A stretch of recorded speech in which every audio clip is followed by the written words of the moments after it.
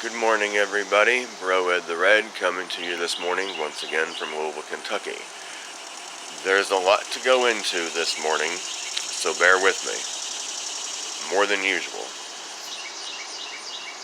According to alternative news sources, the food shortage, and this is only a small, maybe about a quarter, possibly half of the list of items that are going to be in very short supply at some point. We don't know if it's going to take place over the course of this summer, if it's not going to happen until fall. We don't know. But the list, part of the list, includes corn, flour, meat across the board, dairy, and eggs. Of course, this is only about a quarter, possibly half, of the list of foods that are going to be in short supply. Of course, dairy will be in short supply. Animals have to eat. Meat will be in short supply because animals have to eat. If there's very little grain being grown, which is what they eat, then there's not going to be too much meat. And what there is going to be very high priced. That's not even including the vegetables. Chances are, what I was seeing the other day in the grocery store with reference to the tomatoes, looks like that's probably going to be the norm. Most of our food is going to be coming from outside the United States. Folks, this economy is not in the great shape that the president is leading everyone to believe that it's in. It's just not. Home sales are way down.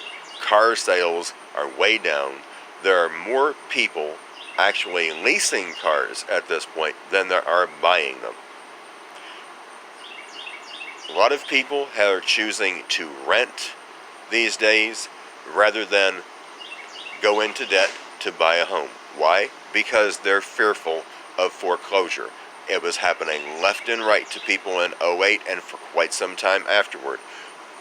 I wouldn't want to go into it either, and I'm not. That's why I rent. I would love to own my own home. I would love to have, 5 acres of property like my mom and dad do. But I'm not going to put myself in debt up to my eyeballs and then lose everything.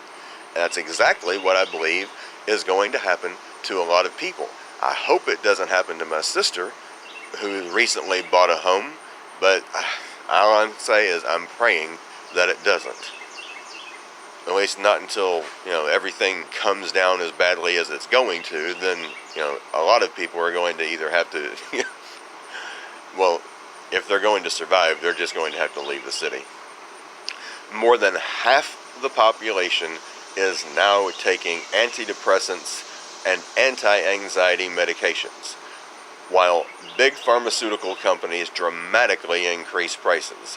Find a natural alternative. I'm telling you folks, if there is any way that you don't have to be taking these medications, or any medication that you have to buy from a pharmaceutical company for that matter, get from a drugstore or what have you, don't do it.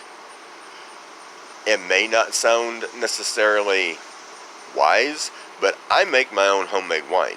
It's very relaxing, helps keep me calm. I don't drink when I get up in the morning. I don't drink all throughout the day. I can't do that. I have to work. I can't go into work with alcohol on my breath. But when I come home from work, if I have a batch made, I will have some. It helps me calm down and relax after a very stressful day. Let me tell you, I'm talking stress. Sometimes it gets really bad. Debt crisis is at an all-time high.